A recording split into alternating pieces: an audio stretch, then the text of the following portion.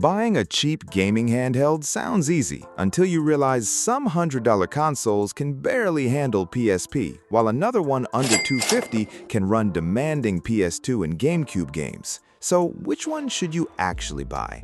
I've compared the performance, screens, controls, battery life, software, and most importantly, what each handheld is actually good for. And the winner might not be the one with the highest specs. Let's start with the cheapest option. Number 5. TrimUI Smart Pro. Best for affordable retro gaming and portability. If you mainly want classic games without spending much money, the TrimUI Smart Pro is one of the easiest recommendations. It's usually around the $90 to $100 range, which is dramatically cheaper than the other handhelds on this list. And for older games, that's exactly why it works. NES, SNES, Game Boy Advance, PlayStation, and plenty of other classic systems are right in its comfort zone.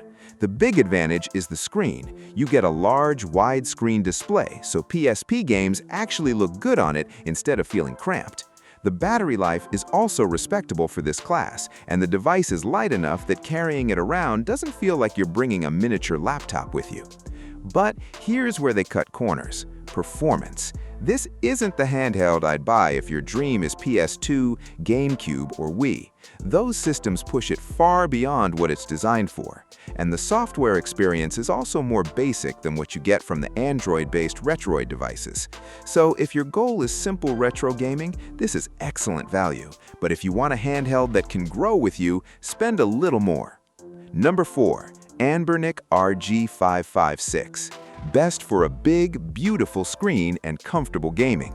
The RG556 takes a completely different approach. Instead of trying to be the smallest handheld possible, Anbernic gives you a larger, comfortable design with a gorgeous AMOLED display. And that screen is the reason to buy it. Colors pop, black levels look fantastic, and PSP games in particular look excellent on this display. The RG556 is also capable of handling a lot of 6th-generation gaming. Dreamcast and PSP are strong. GameCube and Wii can be playable with the right settings. And PS2 is possible, although this is where expectations need to be realistic. Some games run well, others need compromises. And that's the catch. You're getting a very nice screen and comfortable ergonomics, but you're not getting the same performance ceiling as the newest Snapdragon-powered handhelds. The software is Android-based, which gives you plenty of flexibility, but setting everything up can take some patience. So I'd recommend the RG556 to someone who cares more about the experience in your hands than winning the benchmark charts. But if performance is your priority, there's another Retroid waiting. Number 3. Retroid Pocket 5. Best for getting serious performance without spending close to $250. This is where things get interesting. You're getting a 5.5-inch AMOLED display, Snapdragon 865 performance, Android, Hall effect controls, and enough power for serious emulation. In everyday use, that means your retro library feels almost limitless.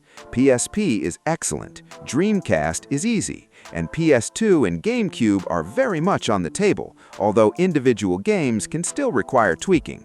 The controls are another reason this handheld remains relevant. Hall effect sticks are designed to resist the stick drift problems associated with traditional analog sticks. And because it's Android, you're not locked into one tiny ecosystem. You can install emulators, Android games, streaming apps, and other software. And here's the interesting part. Retroid currently lists the Pocket 5 around $209, putting it well below the $250 ceiling. That makes it a fantastic value. But there is one problem. For roughly $35 more, you can get something considerably more powerful, and that's why the Pocket 5 isn't our winner. Number 2. Retroid Pocket 6. Best for maximum performance under $250. This is where things get serious. The Retroid Pocket 6 is built around Qualcomm's Snapdragon 8 Gen 2. That's a flagship-class mobile chip, and it changes what you can realistically expect from a handheld in this price range. The Retroid Pocket 6 has a 5.5-inch 1080p AMOLED display running at 120 Hz. That means menus feel incredibly smooth, scrolling feels buttery, and fast games look much better in motion. It also has a 6,000 mAh battery, Hall effect sticks, analog triggers, active cooling, Wi-Fi 7, Bluetooth 5.3, and Android 13. And the performance is the big story. PS2? Yes. GameCube? Yes. Wii? Much more realistic. Android gaming? Absolutely. This is the kind of handheld where you're no longer buying it just for old-school games. You're buying headroom.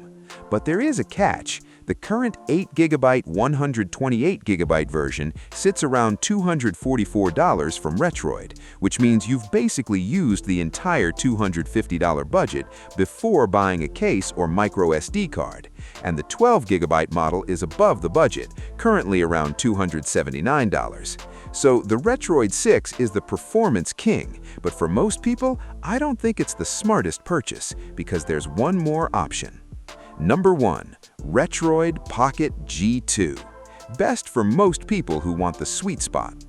Here's the twist. You don't actually need the fastest handheld on this list. The Pocket G2 sits in the sweet spot between price and performance.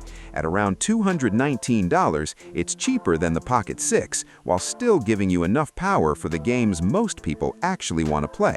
PS1? Easy. N64? Easy. Dreamcast, easy. PSP, very capable. And PS2 and GameCube are where this gets interesting. You get enough performance to make those systems genuinely usable without paying for horsepower you might never touch.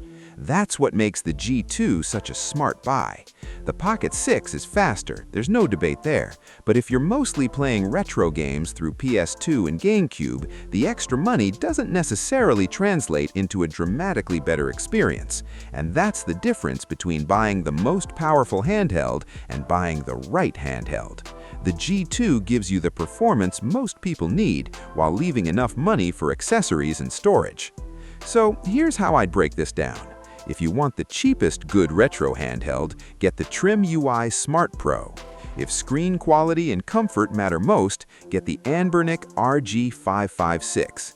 If you want powerful handheld but don't want to spend the full $250, get the Retroid Pocket 5. If you want maximum performance and you're willing to spend almost the entire budget, get the Retroid Pocket 6.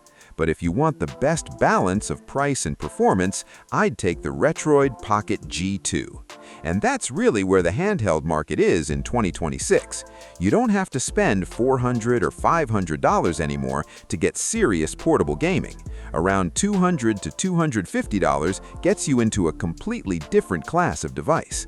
The mistake is simply buying based on specs, because the best handheld isn't necessarily the one with the fastest processor.